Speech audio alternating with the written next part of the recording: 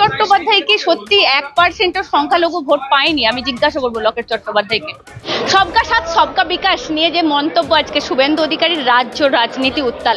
নিশীথ প্রামাণিক আমার সঙ্গে রয়েছেন, তিনি কি এই মন্তব্যকে সমর্থন করেন? সরাসরি হ্যাঁ কিংবা নায় আমরা উত্তর জানতে চাইবো। দিদি, এই মন্তব্য কি সমর্থন করেন? শুভেন্দু অধিকারী যে মন্তব্য করেছেন তাতে সাপোর্ট করেন কি করেন না?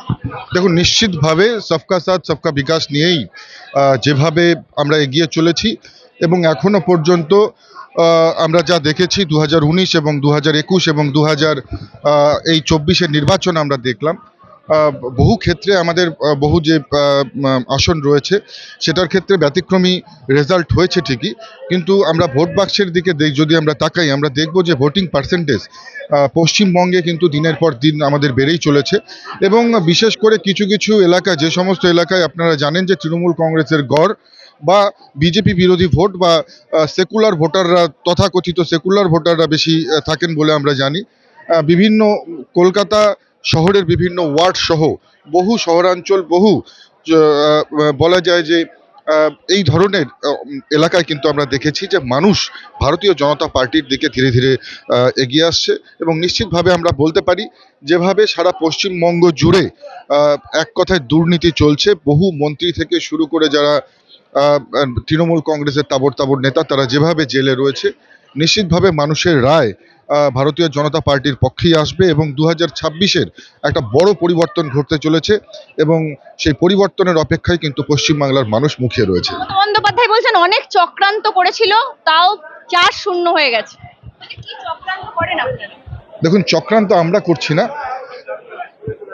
সরকারের থেকে সরকারি শক্তি, সরকারি আমলা এবং এক কথায় পুলিশ প্রশাসনকে কাজে লাগিয়ে মাননীয় মুখ্যমন্ত্রী যেভাবে ক্ষমতা কুক্ষিগত করবার চেষ্টা করছে, নিজের হাতের মুঠোয় সাধারণ মানুষের গণতন্ত্রকে কেড়ে নেবার চেষ্টা করছে, তার ফলস্বরূপ কিন্তু এই ধরনের নির্বাচনের যে রেজাল্ট আমরা এটা দেখতে পেয়েছি। এবং এর আগেও দেখেছি। আসলে বিষয়টা হচ্ছে যে মানুষকে ভুল বোঝানো এবং মানুষের মধ্যে ভুল ধারণা তৈরি করে দেওয়া, এটা হচ্ছে মমতা বন্দ্যোপাধ্যায়ের প্রধান কাজ, তৃণমূল কংগ্রেসের প্রধান কাজ। আমরা দেখেছি নির্বাচনের পরবর্তী সময় ববি হাকিম থেকে শুরু করে বহু তৃণমূল কংগ্রেসের তাবড় তাবড় নেতা, তাদের মন্তব্য আমরা শুনেছি, যেভাবে তৃণমূল কংগ্রেস একটা ভয়ের মাহল তৈরি করবার চেষ্টা করছে, একটা ফেয়ার সাইকোসিস ক্রিয়েট করবার চেষ্টা করছে। নিশ্চিতভাবে আমরা বলতে পারি যে গণতন্ত্র প্রেমী পশ্চিমবঙ্গের মানুষ এটা মেনে নেবে না এবং 2026-এ আমরা নিশ্চিতভাবে এর ফল দেখতে পাবো। শুভেন্দু অধিকারী আজকে বলেছেন যে হামারা সাথ, জো হামারা সাথ ও হামারা বিকাশ, এইরকমই মন্তব্য করেছেন।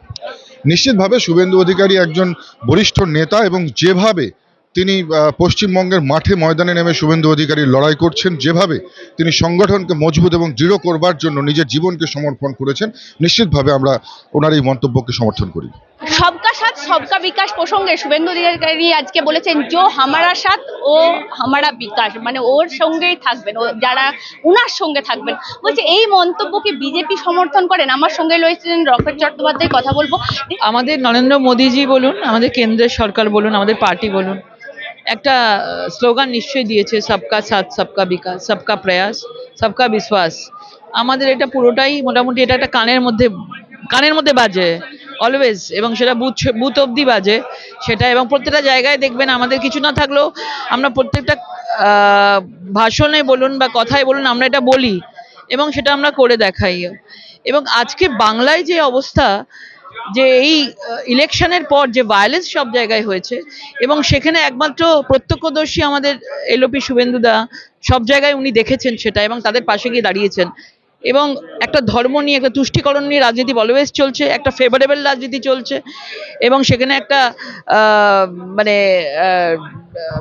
হিন্দু মুসলিম, হিন্দুদের ওপর সবচেয়ে বেশি প্রহসন চলছেন, হকার থেকে শুরু করে, এবং সেটা উনি গেছেন এবং ব্যক্তিগতভাবে তিনি তার আবেগ থেকে এই কথাটা আমার মনে হয় উনি বলেছেন। না, সেটা তো নয়, কিন্তু আবেগ থেকে তো নিশ্চয়ই তিনি বলতে পারেন কথা। লকেট চট্টোপাধ্যায় কি সত্যি 1% সংখ্যালঘু ভোট পায়নি? আমি জিজ্ঞাসা করবো লকেট চট্টোপাধ্যায়কে। আমাদের সংখ্যালঘু ভোট, আমাদের এতে খুব একটা কিছু আমি যতদূর দেখেছি সংখ্যালঘু ভোট মনে হয় খুব একটা কিছু আসেনি শুনেছি, আরো আমাকে দেখতে হবে সেগুলো নিয়ে। মুখ্যমন্ত্রী বলছেন আপনারা সব চক্রান্ত করছেন, চক্রান্ত করে নাকি আপনাদের এই চাষ শূন্য করেছেন। কি চক্রান্ত করছেন পেছনে? দেখুন, এরা পুরো গায়ের জোরে ভোট নিচ্ছে, সন্ত্রাস করছে, ভোট লুটছে। যেভাবে মানুষ দেখতে পাচ্ছে এবারে অর্ধেক জায়গায় হিন্দুদের ভোট দিতে দেয়নি, শুভেন্দুদা নিজেই বলেছেন 1 লক্ষ হিন্দু ভোট দিতে পারেননি, এবং এমন কত জায়গায় হয়েছে যে তারা ভোট দিতে পারেইনি, এবং তারা একটা অত্যধিক সুন্দর করে তারা এত দুর্নীতি করার পরেও কি করে জিতে যাচ্ছে, কারণ তারা একটা ভোটের জন্য অলরেডি একটা স্ট্র্যাটেজি, একটা ম্যানেজমেন্ট তৈরি করেছে এবং সেটার জন্য জিতে যাচ্ছে। মানুষ চাইছে না তৃণমূলকে, কিন্তু তৃণমূল এসে যাচ্ছে। মানে এটাই তো একটা মানে মেশিনারিজ উনি তৈরি করেছেন, পুলিশ অ্যাডমিনিস্ট্রেশন সব দিয়ে কাজ করাচ্ছে। মানুষের আবেগ কিন্তু তৃণমূল জিতুক এটা চায় না। আমি বলছি, যে রচনা ব্যানার্জি বললেন যে রীতিমতো দেখা যাচ্ছে হুগলিবাসী অনেক লাকি, সেই রচনা ব্যানার্জি উনি গেছেন বলে, বলছি সেই রচনা ব্যানার্জির কথাই মানুষ ভোট দিয়ে দেখুন দেখুন অনেক কিছু হয়েছে, তার বিশ্লেষণ করতে হবে, সমীক্ষা করতে হবে, সেটা দেখতে হবে।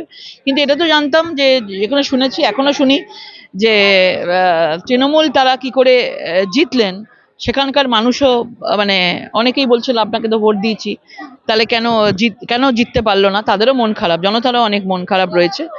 কারণ এটা বুঝতে হবে যে 24 ঘন্টা একজন রাজনীতিতে থেকে মানুষের সেবা করে, আর সেটা যদি শেষ পুরো সময় না দিতে পারে, মানুষ তো চাইবে যে পুরোপুরিভাবে মানুষকে সময় দিক। না, আমি বলছি 26-এ কি লকেটটি আবার ওই রীতিমতো হুগলি টার্গেট করবে? এখন সেগুলোর অনেক দূরে, এগুলো নিয়ে এখন কথা বলার সময় নেই। হুগলিতে আছেন? হ্যাঁ হ্যাঁ, নিশ্চয়ই যেতে তো হবে, হ্যাঁ যেতে তো হবেই, এটা তো ডিউটি।